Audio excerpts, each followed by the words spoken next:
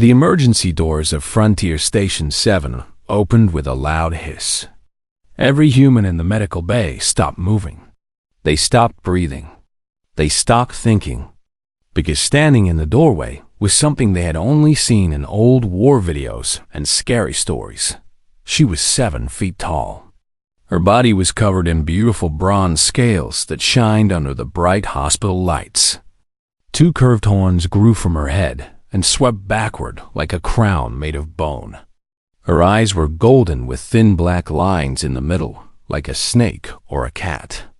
Those eyes were filled with tears. In her arms, wrapped in expensive silk cloth, was a small body. A child. Her child. The dragon woman took 1 step forward. The nurses screamed and ran to the walls. Security guards pulled out their weapons and pointed them at her. Someone dropped a metal tray, and it crashed on the floor with a sound that echoed through the silent room. But the dragon woman did not attack. She did not roar or breathe fire. Instead, she fell to her knees. Her whole body was shaking. "Doctor," she said. Her voice was broken and weak. "Please save him." Dr. Park Yuna was standing near the back of the room. She was 43 years old and had worked as a doctor on frontier stations for 20 years. She had seen many strange things in her life. She had treated aliens from 12 different species. She had performed surgery during pirate attacks. She had saved lives when everyone else said it was impossible. But she had never seen a Dracane before.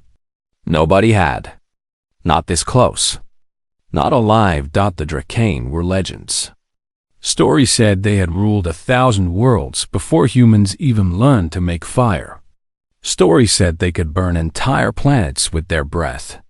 Stories said they hated all other species and killed anyone who entered their space. But the creature kneeling on the floor did not look like a monster from stories. She looked like a mother watching her child die. Yuna walked forward. Her shoes made soft sounds on the floor. Everyone watched her like she was crazy. "Dr. Park, stop!" Security Chief Beak Jungwoo shouted. "That thing is dangerous." Yuna ignored him. She walked until she was standing right in front of the dragon woman. Up close, she could see that the bronze scales were actually many different colors. Gold and copper and red, all mixed together like a sunset. She could see that the dragon woman was bleeding from several small cuts on her arms. She had been running from something, fighting something. Yuna knelt down slowly. She looked at the small bundle in the dragon woman's arms. The child was tiny, maybe the size of a human 3-year-old. His scales were not shiny like his mother's. They were dull and cracked, like old paint on a forgotten wall. A large wound on his side was oozing dark blood that smelled like copper and smoke. His breathing was very slow. Too slow. What happened to him? Yuna asked softly. The dragon woman looked at her with those golden eyes. "We were attacked. Raiders. They wanted to sell us to the hegemony. I killed them, but not before." She choked on her words. More tears fell from her eyes and landed on the silk cloth. "He is only 4 years old. He's my only child. Please, I will give you anything. I will do anything. Just save him." Yuna had heard those words before. Every doctor had. Parents begging for their children's lives. It sounded the same in every language. It felt the same in every species. She stood up and turned to face the room. Her voice was calm but strong. "Everyone out except Nurse Kang and Dr. Lee. Now." Nobody moved. Did I stutter? Yuna said louder. "This is my medical bay. Get out." Security Chief Beak stepped forward. "Doctor, I cannot allow you to treat this creature. The Dracane are enemies of the hegemony. If anyone finds out we helped one, this whole station could be destroyed. Then don't tell anyone." Yuna looked him straight in the eyes. "I took an oath to save lives. All lives. I didn't promise to save only the easy ones or only the popular ones. Now get out of my medical bay, or I will have you removed." Beak stared at her for a long moment. His hand was still on his weapon. Then he laughed, a cold and ugly sound. Fine, save the little monster. But when the hegemony comes for us, I will make sure they know whose fault it was. He walked out. The other security guards followed him. The nurses left too, except for Kang Mira, a young woman with kind eyes who had worked with Yuna for 5 years. Dr. Lee Jiwon stayed as well, a junior doctor who was nervous but curious. When the room was empty, Yuna turned back to the dragon woman. What's his name? Rail. His name is Rail. And what is your name? The dragon woman hesitated. I am called Nari. In your language, it means lily. My mother loved human flowers. She said they were the most beautiful things she had ever seen. Yuna nodded. Nari, I need you to put Rail on the examination table. Can you do that? Nari stood slowly.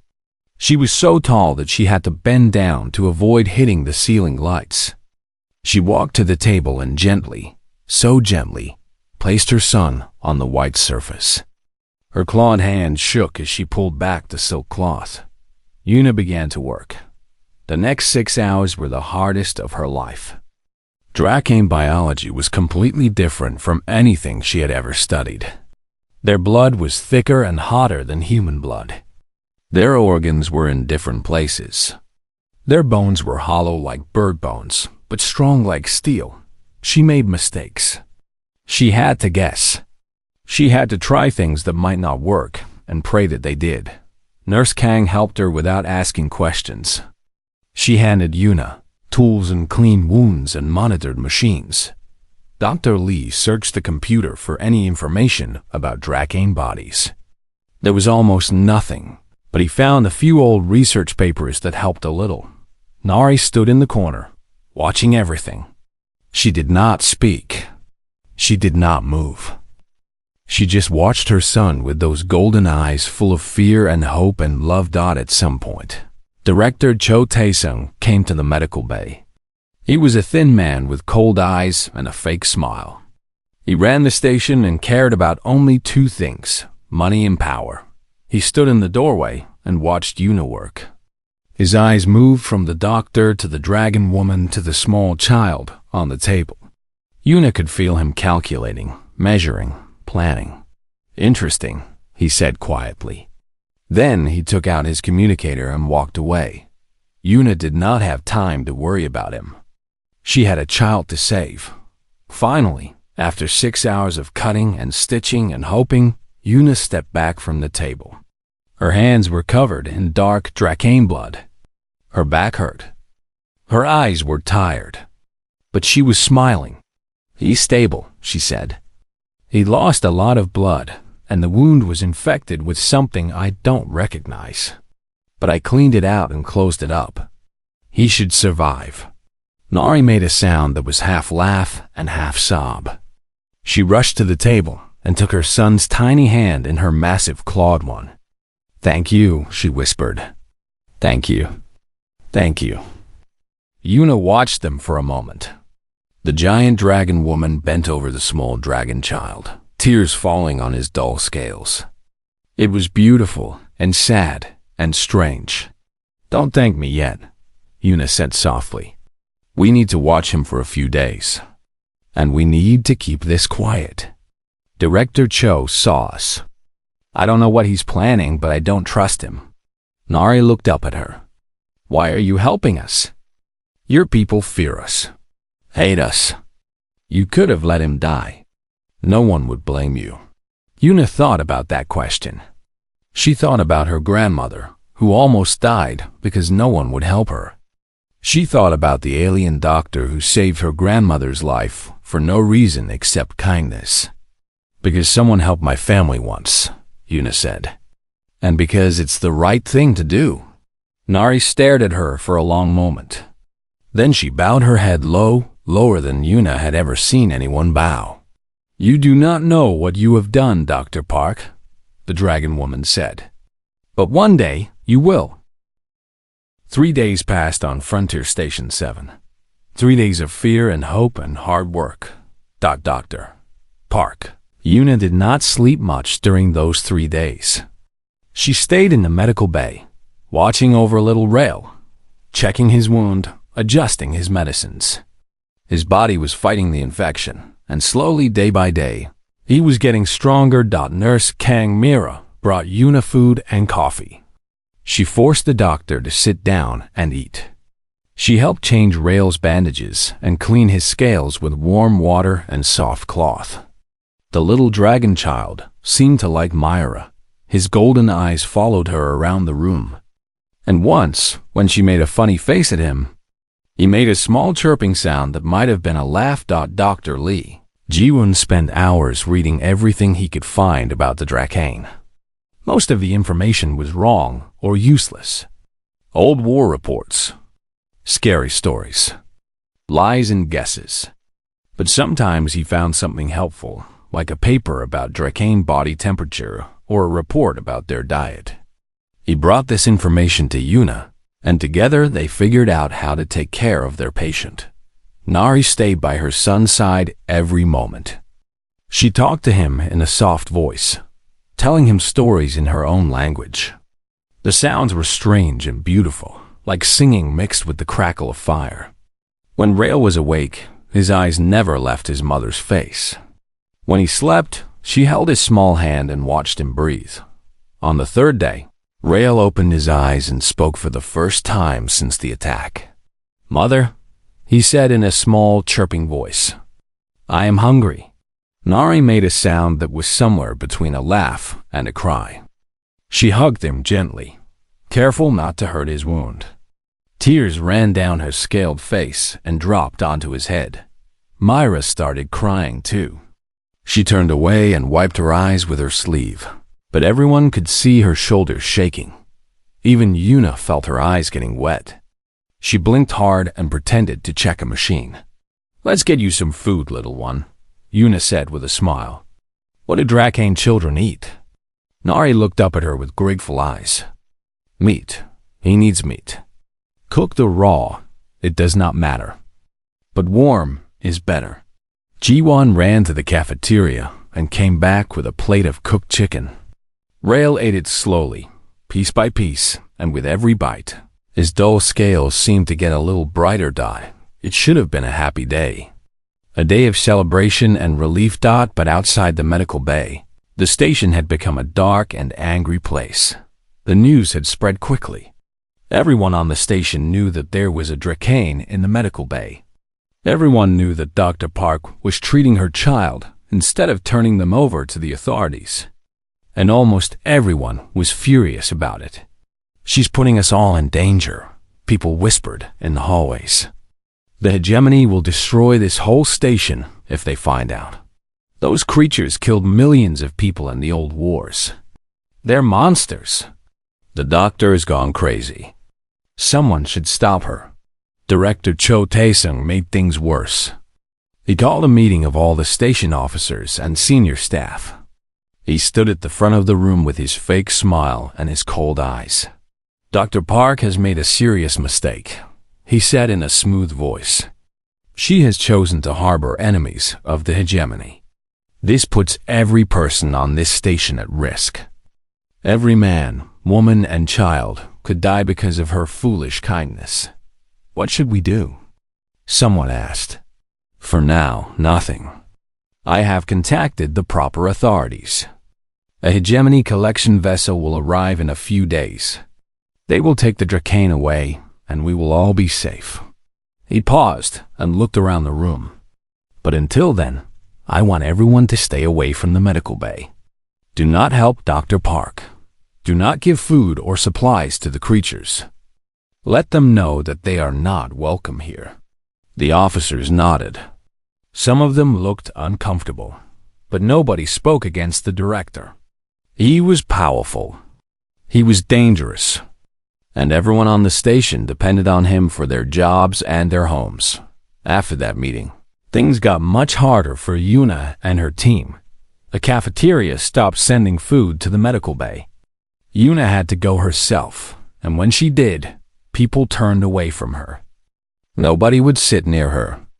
Nobody would talk to her. The workers behind the counter threw the food at her instead of handing it over nicely. Dragon lover, someone muttered as she walked past. Traitor, another person said. Yuna ignored them. She had faced worse things than mean words, but it hurt. She had lived on this station for 7 years. She had treated hundreds of patients. She had saved many lives. And now everyone looked at her like she was a criminal. Nurse Kang and Dr. Lee were treated the same way. Their friends stopped talking to them. Their neighbors gave them angry looks. Someone painted the word monster on Ji-won's door in red paint. Security Chief Baek Jung-woo was the worst. He came to the medical bay every few hours to check on the prisoners, as he called them. He made jokes about dragon steaks and dragon boots. He laughed at Nari's tears and Rail's wounds. Don't worry, little monster, he said to Rail one day. The hegemony will take good care of you. I hear they pay a lot of money for Drakane scales. Very valuable. Very pretty. Nari said nothing. She just stood between Baek and her son, her golden eyes burning with quiet rage. Yuna wanted to punch him, but she controlled herself. Getting into a fight would only make things worse. At night, when the station was quiet, Nari sang to her son. The songs were in her own language, but Yuna could feel the meaning even without understanding the words. They were songs about fire and stars. Songs about ancient heroes and great battles. Songs about love that lasted forever. One night, Yuna could not sleep. She walked to the medical bay and found Nari awake, staring out the small window at the stars. Can I sit with you? Yuna asked. Nari nodded. She moved over to make room. They sat in silence for a while. Rail was sleeping peacefully, his breathing slow and steady. His scales were almost bright again, shining with copper and gold. I can hear what they say about you, Nari said quietly. The people on this station, they hate you because of us. I don't care what they say, but it hurts you. I can see it in your eyes. Yuna was quiet for a moment. Then she sighed. Yes, it hurts, but that doesn't mean I made the wrong choice. Nari turned to look at her. In the dim light, her golden eyes glowed like small suns. Why? Why do you keep helping us when everyone around you says it is wrong? Your own people have turned against you. Your leaders want to give us to our enemies. Why do you keep fighting? Yuna thought about the question. She thought about her grandmother, sick and dying on a colony world far from here. She thought about the alien doctor who had saved her life when no one else would help. She thought about the moment she decided to become a doctor herself. When I was young, Yuna said slowly, my grandmother got very sick. We lived on a colony world where the hospitals only treated certain people. My family was from the wrong region, the wrong political group. No one would help her. She was going to die. She paused, remembering the fear and sadness of those days. Then a Vellani doctor came through our colony. He was just passing by, traveling to somewhere else. But he heard about my grandmother, and he came to our house. He treated her for free. He saved her life. When my mother asked him why, he said something I have never forgotten. What did he say? Nari asked. He said, kindness is not about who deserves it. Kindness is about who we want to be. Nari was silent for a long time. Tears fell from her eyes again, running down her bronze scales and dropping onto her silk robe. My people have forgotten that, she whispered. We have lived alone for so long, hiding from the galaxy, afraid of everything outside our borders. We have forgotten how to be kind to strangers. She reached out and took Yuna's hand. Her claws were sharp, but her touch was gentle. You have taught me something, Dr. Park, something important. I will not forget it. Yuna squeezed her hand back. You can call me Yuna. Nari smiled. It was a strange expression on her dragon face, but somehow beautiful. Yuna, my friend. They sat together in the quiet darkness, watching the stars through the window. Outside, the station hummed with anger and fear. But inside the medical bay, there was peace. Neither of them knew that far away, across the galaxy, Director Cho's message had reached its destination. Neither of them knew that a hegemony collection vessel was already on its way, and neither of them knew that Nari was carrying something hidden in her robes. Something that could change everything. Something that could shake the entire galaxy. But that part of the story was still to come.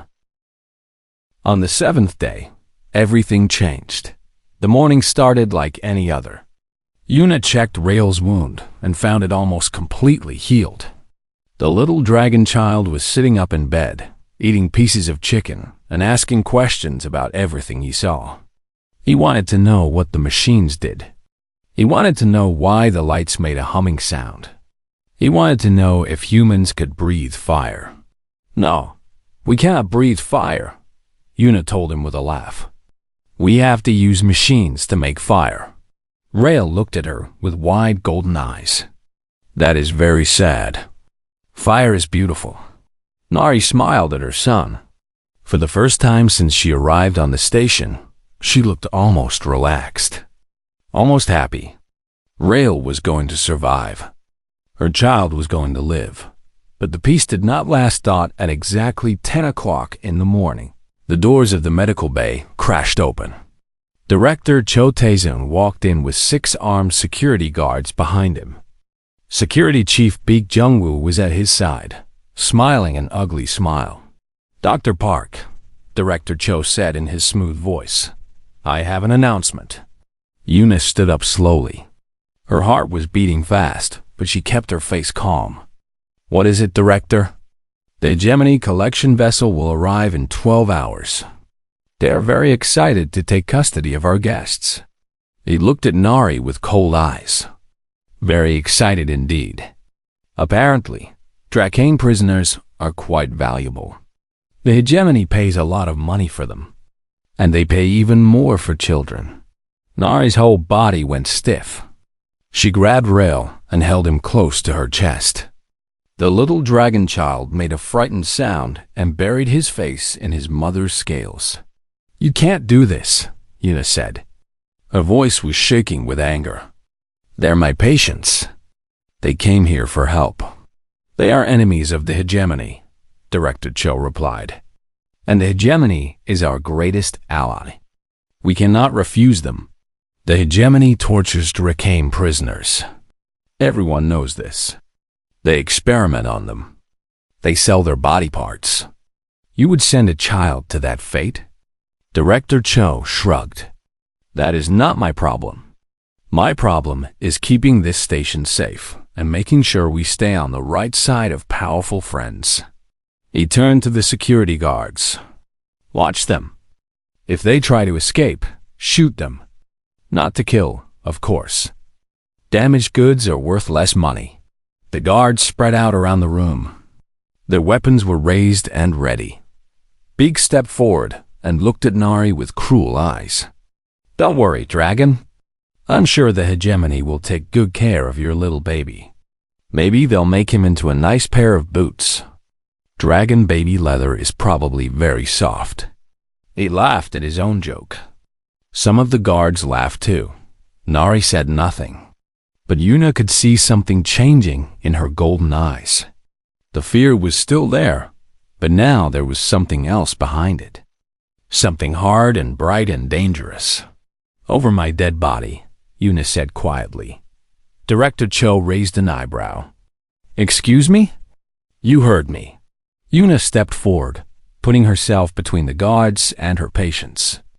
"Over my dead body. You will not take them." Baek raised his weapon and pointed it at her face. "That can be arranged, Doctor." "Stop." The voice was soft, but it cut through the room like a knife. Everyone turned to look at Nurse Kang Myra. She was standing near the medicine cabinet, her hands shaking but her eyes steady. "I stand with Dr. Park." "Me too." Dr. Lee Ji-won walked over and stood next to Yuna. His face was pale with fear, but he did not run away. Then, To everyone's surprise, the door opened again. Old custodian Shin Dong-ho walked into the room. He was 70 years old, with white hair and a bent back. He had cleaned this station for 40 years. He had never caused trouble. He had never spoken against anyone. But now he walked straight past the armed guards and stood next to Yuna. "I have seen enough cruelty in my life," he said in his quiet voice. "I have looked away too many times. Not today. Not on my station." Director Cho's face turned red with anger. "You're all insane. Do you know what the hegemony does to people who help Dragain? They burn whole colonies, entire planets, for one dragon. Then why do they fear them so much?" Dong-ho asked. Nobody answered. Director Cho stared at them for a long moment. Then he laughed, a cold and bitter sound. "Fine, stay with your monsters. When the hegemony arrives, they can take all of you." He turned and walked out of the room. Beak followed him, but he looked back at Yuna with hate in his eyes. 12 hours, he said. "Then we'll see how brave you are." The guards stayed in the room, watching everything. But they did not shoot anyone. Not yet. That night, after the station lights dimmed for the sleep cycle, Yuna sat with Nari in the corner of the medical bay. Rail was sleeping, his small body wrapped in blankets, his breathing slow and peaceful. "You should not have done that," Nari whispered. "You and your friends. The director is right. The hegemony will punish you for helping us." "I know," Yuna said. "But I couldn't just stand there and do nothing." Nari was quiet for a moment. Then she reached into the folds of her silk robe and pulled out something that made Yuna's breath catch in her throat. It was a crystal, about the size of Yuna's thumb. But it was not like any crystal she had ever seen. It glowed with inner light, pulsing slowly like a heartbeat. The colors shifted and changed, red to gold to white, like living fire trapped in glass. "What is that?" Yuna whispered. "An imperial beacon." Nari's voice was heavy with old sadness. "A signal device that can reach across the entire galaxy in seconds. Only members of the royal family carry them." Yuna blinked. "Royal family? What do you mean?" Nari closed her eyes. "I did not want to tell you this. I wanted to leave my old life behind. I wanted to give Rail a chance to grow up free, without the weight of who he is." She opened her eyes and looked at Yuna. "But now I have no choice." "Nari, what are you talking about?" "My full name is Princess Nari of the Eternal Flame, daughter of Emperor Solarius the Undying, ruler of the Dracane Empire for 9,000 years. She paused. "Rail is not just my son. He is the heir to the eternal throne. He is the future of my people." Yuna felt like the floor was falling away beneath her feet. You're a princess?" I was. I ran away 3 years ago. I did not want my son to grow up in the imperial court, surrounded by politics and enemies and danger. I wanted him to have a normal life." She laughed bitterly. "Look how well that worked out. Why didn't you tell me before?" "Because if I use this beacon, my father will come. And when my father comes, nothing will ever be the same." Nari held up the crystal and watched it pulse with light. "I swore I would never call him.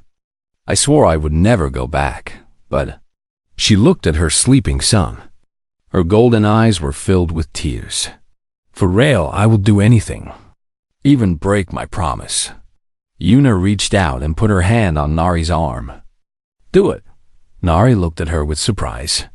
"You understand what this means? If I call my father, his fleet will come. The hegemony will be very angry. There could be war. Millions could die." "I understand," Yuna said. "But if you don't call him, you and Rail will definitely suffer. And I won't let that happen. Not while I'm still breathing." Nari stared at her for a long moment. Then she nodded slowly. She held up the crystal and pressed it against her heart. She closed her eyes and whispered something in her ancient language. The crystal blazed with brilliant light, so bright that Yuna had to cover her eyes. Then the light faded and the crystal went dark. "It is done," Nari said quietly. "The signal has been sent. What happens now?" Nari looked out the window at the stars. "Now we wait. My father is very old and very slow to act. But when he finally moves—" She paused and smiled a strange, sad smile. "The galaxy will shake." Far away, in a place beyond human maps, something ancient woke up.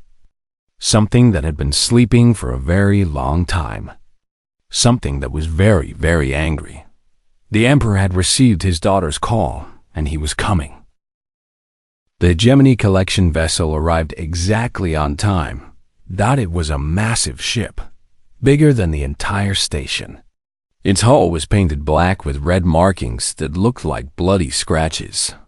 Weapons covered every surface, pointing in all directions like the spines of an angry animal. It was designed to frighten people. It was designed to make them give up without a fight. Director Cho Taesung stood in the main docking bay with his best fake smile. His hair was perfectly combed. His uniform was perfectly clean. He looked like a man who was about to get very rich. "Welcome, welcome," he said, as the Hegemony captain walked down the boarding ramp. "We are so honored to have you here." The captain was a large creature with gray skin and small black eyes. He wore an expensive uniform covered with medals and ribbons. His name was Captain Vorn, and he was known throughout the galaxy as a hunter of rare species. He had captured hundreds of Dracane over the years. He enjoyed his work. "Where are the specimens?" Captain Vorn asked. His voice was deep and wet, like something crawling through mud. "In the medical bay, Captain. My people are guarding them. They are ready for transport." "Good." Captain Vorn smiled, showing rows of small, sharp teeth. "The female will bring a good price. But the child is special. Young Dracane are very rare, very valuable. My masters will be pleased." Director Cho rubbed his hands together. "And my payment? You will receive everything that was promised." The Hegemony always keeps its deals. They walked together toward the medical bay. Director Cho was almost skipping with excitement. He could already imagine all the things he would buy with his reward money. But in the medical bay, something strange was happening. The guards had all stopped talking. They were staring at the screens on the wall, their faces white with fear. Security Chief Beak was frozen in place, his mouth hanging open. "What is wrong with all of you?" Director Cho demanded. "The captain is here. Prepare the prisoners for transfer." Beak pointed at the screen with a shaking hand. "Director, look." Director Cho turned to look at the screen. His fake smile melted off his face like ice in a fire. The screen showed the space around the station. And that space was no longer empty. They came out of nowhere, appearing from the blackness like ghosts becoming real. Not one ship, not 10, not 100, 1,000 Dracane warships, each one bigger than the Hegemony vessel. Their hulls were made of something that looked like bronze and gold, shining with inner fire. Strange symbols were carved into their surfaces, and those symbols glowed with living light. They moved through space in perfect formation, like a wall of fire and metal dot, and at the center of the fleet, bigger than anything Director Cho had ever seen, was the flagship of the Eternal Throne.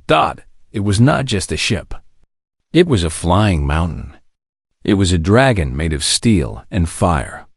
Its bow was shaped like a dragon's head, with eyes that burned like small suns. Its wings spread out for miles on either side. Its weapons were so many that they could not be counted. Every light on the station flickered. Every screen showed the same image, a symbol of fire and stars. The mark of the Dracane Emperor. Then a voice spoke. It came from every speaker, every communicator, every screen on the station. It was not loud, but it filled every corner of every room. It was a voice that had commanded armies for 9,000 years. A voice that had seen empires rise and fall like waves on a beach. A voice that was very, very old and very, very angry. This is Imperial Consort General Kim Hyren of the Eternal Fleet. Director Cho felt his legs go weak. Kim Hyren. Everyone knew that name. The human woman who had married the Dracane Emperor 100 years ago. The human who commanded the greatest fleet in the known galaxy. You have sheltered the daughter of the Emperor. You have protected the heir to the eternal throne. The Dracane Empire acknowledges this debt. In the medical bay, Yuna turned to look at Nari. Her mouth was hanging open in shock. Nari smiled sadly. I told you, my father is slow to act. But when he moves, the hegemony vessel will surrender immediately. Any attempt to escape will be met with complete destruction. Captain Vaughn screamed something into his communicator. His ship's engines roared to life. It tried to turn, tried to run, tried to escape into the darkness between stars. Made it exactly 3 seconds.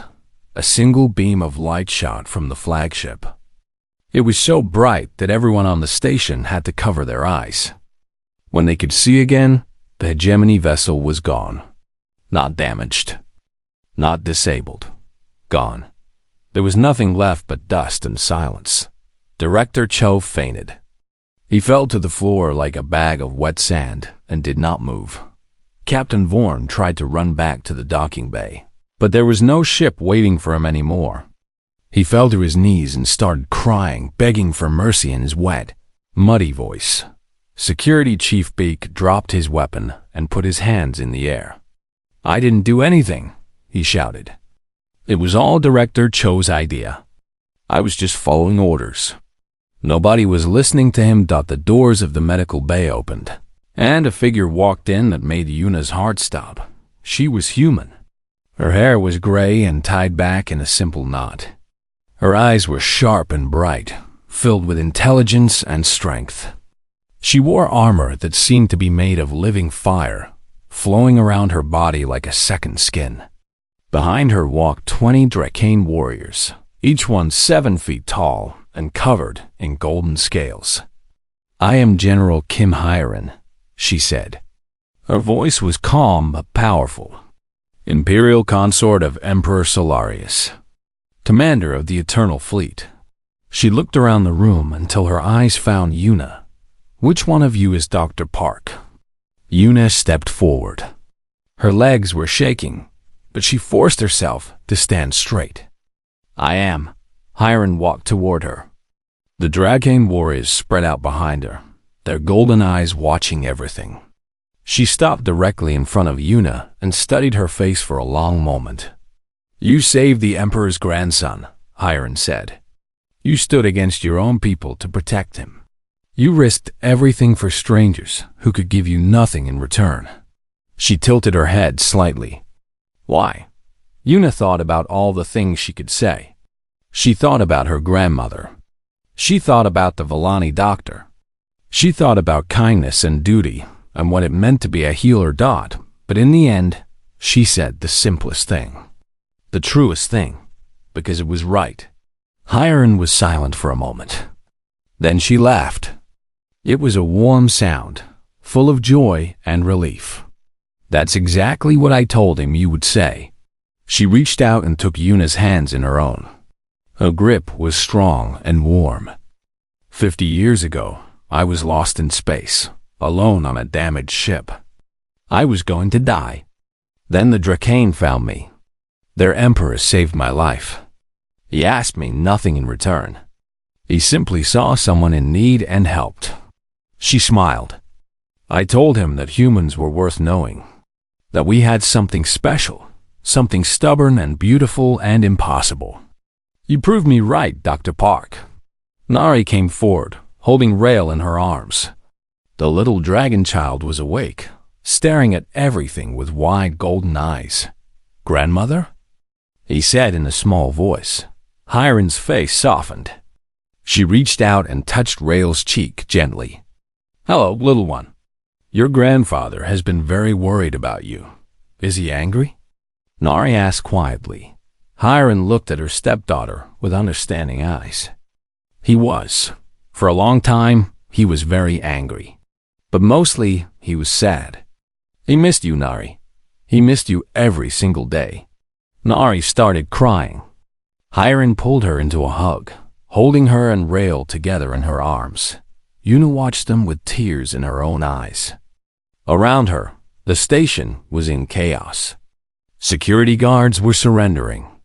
Officers were running and shouting.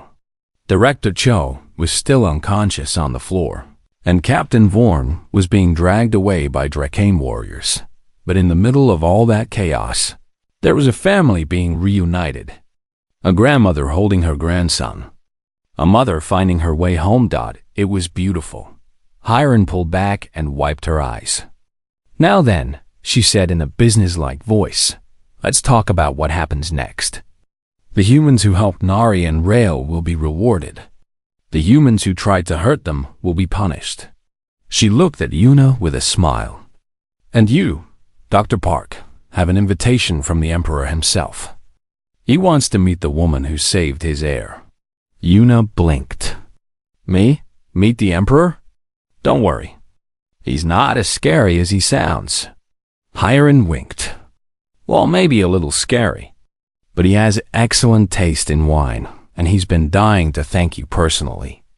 Outside the station windows, 1,000 Drakane warships floated in the darkness like a sea of fire and gold. The galaxy would never be the same again.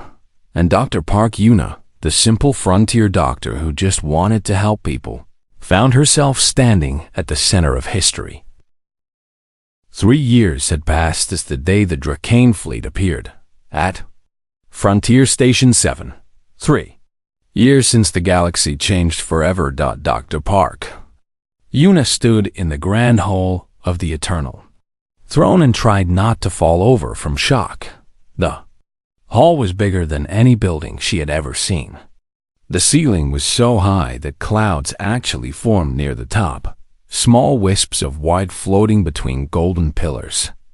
The walls were made of something that looked like crystal mixed with fire, glowing with soft light that changed colors as the hours passed. Statues of ancient Drakane heroes stood along the sides, each one 3 times the height of a human, carved from metals that had no name in any human language. And the throne itself. The throne was a mountain of living flame. It rose from the center of the hall like a volcano that had learned to burn forever. Fire danced along its surface, but the fire did not destroy. It protected. It embraced. It welcomed. On that throne of fire sat Emperor Solarius, the Undying, ruler of the Drakane Empire for 9,000 years. He was massive. Even sitting down, he towered over everyone in the hall. His scales were deep red mixed with gold, darker and richer than any Drakane Yuna had ever seen. His horns curved back from his head like a crown made of bone and fire. His eyes burned with light that seemed to see through everything, past the present, past the future, into the very heart of existence. He was the most terrifying thing Yuna had ever seen. He was also, somehow, the kindest. "Come forward, Dr. Park," he said. His voice was deep and ancient, like thunder rolling through mountains. But there was warmth in it. Warmth and gratitude and something that might have been humor. Yuna walked forward on shaking legs. She was wearing ceremonial robes that Hiren had given her. Beautiful silk embroidered with both human and Drakane symbols. The fabric was the finest she had ever touched. She still felt completely out of place. Beside her walked Nari and Rael. Nari was dressed in the royal robes of an imperial princess, gold and crimson and white. She had changed in the 3 years since leaving the station. She smiled more. She laughed more. She had found peace with her family and her place in the world. Rael had grown half a foot taller. His scales were bright and healthy, shining with copper and gold. He never stopped talking about his Auntie Yuna, and the adventures they would have together. Right now, he was practically bouncing with excitement. At the Emperor's side sat Hiren, wearing armor of living flame just like the day she first arrived at the station. She smiled at Yuna and gave her a small encouraging nod. "You may stop there," the Emperor said, when Yuna was about 10 meters from the throne. His burning eyes studied her face. "So, you are the human doctor who saved my grandson." Yuna bowed as Hiren had taught her. "Yes, Your Majesty." "Tell me, Dr. Park, on that day, when my daughter brought her dying child to your medical bay, what did you feel?" Yuna thought about the question. She remembered the fear in Nari's eyes. She remembered the small bundle in her arms, barely breathing. She remembered the moment when everyone else ran away, and she had to make a choice. "I felt scared," she admitted. "I had never seen a Drakane before. I didn't know anything about your biology. I didn't know if I could help, but you tried anyway." "Yes." "Why?" Yuna looked up at the ancient emperor. His eyes were like suns, blazing with power that could burn worlds to ash. But behind that power, she saw something else. She saw a grandfather who had almost lost his grandson. She saw an old being who had lived too long and seen too much and was tired of cruelty. "Because kindness isn't about being brave," Yuna said slowly. "Kindness is about choosing to help even when you're scared. Even when it's hard. Even when everyone around you says it's wrong." The Emperor was silent for a long moment. The flames on his throne crackled and danced. Then he stood up. The entire hall went silent. 1,000 Drakane nobles and warriors and officials held their breath. The Emperor had not stood from his throne in public for over 100 years. He walked down the steps, his massive clawed feet shaking the floor with each step. He walked past the guards and the nobles. He walked until he was standing directly in front of Yuna. Up close, he was even more terrifying. He was so big that she had to crane her neck back to see his face. His breath was hot enough to make her skin tingle. His presence was so powerful that she felt like she might collapse just from standing near him. But she did not collapse. She stood straight and met his burning eyes without looking away. The Emperor smiled. It was a strange expression on his dragon face, but somehow warm and real. "The humans have a saying," he said. "No good deed goes unpunished. We Drakane have a different philosophy." He extended one massive clawed hand toward her. "No good deed goes forgotten." Yuna stared at his hand for a moment. Then, without hesitation, she reached out and took it. His scales were warm, almost hot, but they did not burn her. His grip was gentle, impossibly gentle for a being so powerful. "You showed my daughter kindness when the galaxy showed her cruelty," the Emperor continued. "You risked everything for strangers who could give you nothing in return. You stood against your own people because you believed it was right. For this, you are forever a friend to the Eternal Throne." He released her hand and stepped back. "Today, I declare before all the Drakane Empire that Dr. Park Yuna is an Imperial ally.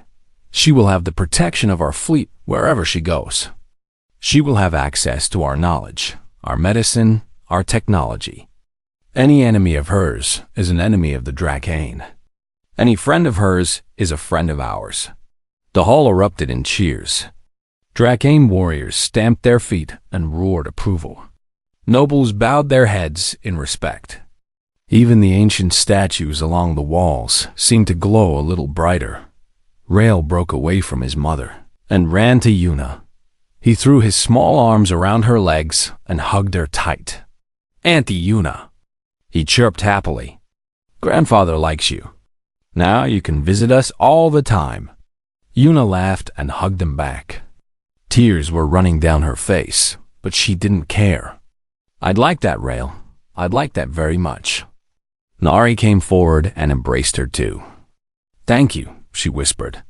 "Thank you for everything." Hiren joined them, putting her arm around Yuna's shoulders. "I told you he wasn't that scary." "You lied," Una said with a shaky laugh. Maybe a little. Later that day, there was a feast. Una had never seen so much food in her life. Strange meats and exotic fruits and drinks that sparkled with inner light. She sat at the high table with the imperial family, between Hiron and Nari, while Rael sat on her lap and told her everything about his life in the palace. The Dracane nobles, who had once looked down on humans, now treated her with respect. The warriors who had fought against human colonies for centuries raised their glasses to her honor. The galaxy was watching, and it saw something new: humans and Dracane standing together as friends. Because of one act of kindness in a frontier medical bay. Because one doctor refused to turn away a patient. Near the end of the feast, Una noticed someone else in the hall. Someone unexpected. Old custodian Shin Dongho was sitting at a table with Nurse Kang Mira and Dr. Li Ji-wan. They had all been invited by the Emperor himself. Dongho saw her looking and raised his glass with a smile. Mira was crying happy tears, just like she had when Rael first woke up. Jiwon was talking excitedly with a young Dracane who seemed fascinated by human medicine. They had all stood with her that day in the medical bay. They had all risked their lives for strangers. And now they were here, honored guests of the most powerful empire in the galaxy. Director Cho Tae-sung was not at the feast. He was in a Dracane prison, awaiting trial for his crimes. The Dracane legal system was strict but fair. He would not be executed, but he would spend many years paying for what he had tried to do. Security Chief Baek Jung-woo had resigned in disgrace and disappeared somewhere on the outer rim. No one cared where he went.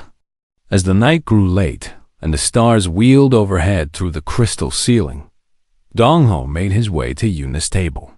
His old eyes were shining with tears. "Dr. Park," he said quietly, "I wanted to thank you." "Thank me? For what?" "For giving an old man a chance to be brave." He smiled, showing missing teeth. "I spent 40 years cleaning floors and keeping my head down. I never stood up for anything. But that day, when you refused to back down, you reminded me what it means to be human." Una stood up and hugged him. He smelled like cleaning fluid and old age and courage. "You were brave when it mattered," she told him. "That's all anyone can ask." Later, when the feast was over and the guests were leaving, Hiron found Una standing alone on a balcony, looking up at the stars. "You know," Hiron said, standing beside her, "when I first came to the Dracane Empire, I thought I would never fit in. I was the only human in a civilization that had existed for millions of years. I felt so small, so insignificant. What changed? I realized that fitting in wasn't the point. The point was being true to myself. The point was bringing something new to people who had forgotten what they were missing." She looked at Una with warm eyes. "You did the same thing. You reminded the galaxy that humans are worth knowing, that we have something stubborn and beautiful and impossible inside us." "I just did my job," Una said. "No," Hiron shook her head. "You did much more than that. You showed kindness to a stranger when it cost you everything. You stood against cruelty when standing down would have been easy. You proved that one person, making one choice, can change the universe." She pressed something into Una's hand. It was a small crystal, warm to the touch, glowing with inner fire. "An imperial beacon," Hiron said, "for emergencies. Or if you ever feel like visiting a dragon emperor who's very eager to discuss human medicine with you." Una looked at the crystal, then back at Hiron. "Thank you," she said softly. "For everything?" They stood together in silence, watching the stars. Somewhere out there, the galaxy was changing. Old enemies were becoming new friends. Ancient walls were falling down. Humans and Dracane were working together for the first time in history, building something new, something better. All because one doctor refused to turn away a patient. All because of kindness. And far across the galaxy, on a small frontier station that would never be forgotten, the medical bay doors still hissed open whenever someone needed help. The lights still hummed. The machines still beeped. And above the entrance, someone had carved 3 words into the metal, words that would become famous throughout human and Drakane space. All are welcome. The end.